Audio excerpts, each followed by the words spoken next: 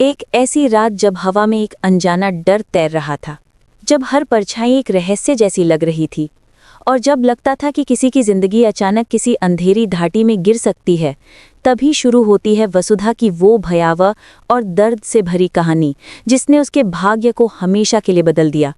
दोस्तों, सोचिए, अगर आपके सामने आपकी दुनिया टूटने लगे और उसी समय आपको सबसे अधिक किसी के साथ की ज़रूरत हो, तो क्या आप टूटेंगे या लड़ेंगे? अपनी राय ज़रूर बताइए। कहानी शुरू होती है उस पल से जब वसुधा अकेली थी, रास्ता सुनसान था और उसका दिल अजीब बेचैनी से धड़क रहा था।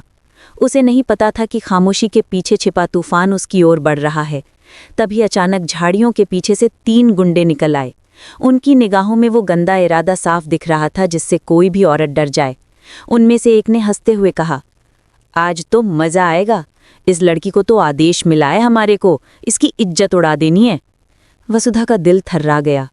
उसने जोर जोर से मदद के लिए पुकारा, कौन है? कोई सुन सकता है तो प्लीज़ मेरी मदद करें। लेकिन चारों तरफ सिर्फ सन्नाटा था, जैसे दुनिया ने उससे मुंह मोड़ लिया हो। किसी ने उसकी आवाज़ नहीं सुनी, या शायद सुनी भी तो अनसुना कर दिया। दोस्तों, क्या आज की दुनिया इतनी बदल गई है कि कोई किसी की मदद को आगे नहीं आता? कमेंट में बताना मत भूलिए। गुंडे धीरे धीरे उसकी तरफ बढ़ने लगे। उनमें से एक ने हंसते हुए कहा, अरे चिल्ला ले जितना चिल्लाना है, आज कोई नहीं आएगा। आज तो तेरा चीरहरण होगा, समझी? वसुधा कांप उठी। उसके पैरों में जैसे जान ही नहीं बची थी। एक गुंडे ने उसकी तरफ हाथ बढ़ाया और उसकी साड़ी खींचने की कोशिश की, लेकिन तभी जैसे आसमान से बिजली गिर गई हो, देव वहां आ पहुंचा। उसकी आंखों में ऐसा गुस्सा था जिसे देखकर इंसान कांप जाए। देव ने उस गुंडे का हाथ हवा में ही पकड़ लिया और दहाड़ा, तेरी हिम्मत कैसे हुई मेरी पत्नी को छूने की? देव का चेहरा लाल था, सांसें तेज और आंखों में आग। उसके भीतर जैसे कोई बवंडर फट चुका था। और फिर वो टूट पड़ा उन गुंडों पर। एक को उठाकर जमीन पर पटका, दूसरे को मुक्का मारकर गिरा दिया, तीसरे को लात मारकर दूर फेंक दिया। उसकी हर चोट में गुस्सा था, हर वार में दर्द था और हर सांस में वसुधा का नाम। अचानक एक गुंडा बोला, अरे रुक जा पागल, तू क्यों मार रहा है? हमें तो आदेश मिला था इस लड़की को खत्म करने का, हमें बहुत पैसे भी मिले हैं। देव ने उसका कॉलर पकड़कर कहा, किसने दिया आदेश? बोल वरना अभी जान निकाल दूंगा। गुंडा डर गया और थरथराती आवाज में बोला, ओ चंद्रिका सिंह चौहान, उसने कहा था कि इस लड़की को खत्म कर दो। देव के हाथ ढीले पड़ गए। उसकी आंखें अविश्वास में फैल गईं, जैसे किसी ने उसकी रूह में भी आग लगा दी हो। मासा, मेरी माँ?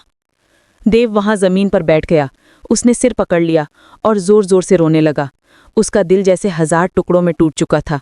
देव का दर्द ऐसा था जैसे उसके सीने से दिल को निकालकर कुचला जा रहा हो। वो रोता जा रहा था, मासा ऐसा कैसे कर सकती हैं? हमसे इतनी नफरत क्यों? हमने क्या बिगाड़ा था उनका? वो ऐसा घिनौना आदेश कैसे दे सकती हैं? दोस्तों, सोचिए, अगर कभी आपको पता चले कि आपका अपना ही आपको मिटाना चाहता था, आपका दिल कैसा टूटेगा? अपना जवाब जरूर दीजिए। वसुधा धीरे से देव के पास गई और उसने देव के कांपते कंधे को पकड़ा और उसे संभालते हुए बोली, देव सर, अपने आप को संभालिए। कोई कुछ भी कहे, लेकिन मुझे देवी हुक्म पर पूरा विश्वास है। वो ऐसा घिनौना काम कर ही नहीं सकती। ये गुंडे जरूर झूठ बोल रहे हैं, किसी ने हमारे खिलाफ भेजा है। देव ने आंसू पोंछे और बोला, वसुधा, तुम बहुत भोली हो। मेरा दिल तो मान नहीं रहा है, लेकिन ये नाम सुनकर मैं टूट गया हूँ। मासा ऐसा कैसे कर सकती हैं? वसुधा ने देव का चेहरा अपने हाथों में लेकर कहा, देव सर, आप अपने मन में देवी हुक्म के लिए कोई भी पाप मत आने दीजिए। दुनिया चाहे कुछ भी बोले, लोग कैसे भी जाल बुने, लेकिन मेरी देवी हुक्म ऐसी नहीं है। कोई तो है जो हमारे रिश्ते को तोड़ना चाहता है, कोई है जो झूठ फैलाकर हमें अलग करना चाहता है। आप टूटिए मत, मैं आपके साथ हूँ। देव कुछ पल चुप रहा, लेकिन उसका दिल अब भी घायल था। उसका दर्द साफ दिख रहा था। हवा में एक अजीब सी चुप्पी थी, जैसे रात भी उनकी पीड़ा सुन रही हो। दोस्तों, क्या आपको लगता है कि चंद्रिका सच में दोषी है या कोई साजिश चल रही है? अपनी राय शेयर करें। तभी घायल गुंडे धीरे धीरे घिसटते हुए भागने लगे। देव की नज़र उनमें से एक पर अटक गई जिसे उसने सबसे ज्यादा मारा था। देव गुस्से में गरजा, रुक जा, मैं तुझे ऐसे नहीं जाने दूंगा। लेकिन वसुधा ने उसका हाथ पकड़कर कहा, नहीं देव सर, अभी आपकी हालत ठीक नहीं है। हमें घर चलना चाहिए और सच को शांत दिमाग से समझना चाहिए।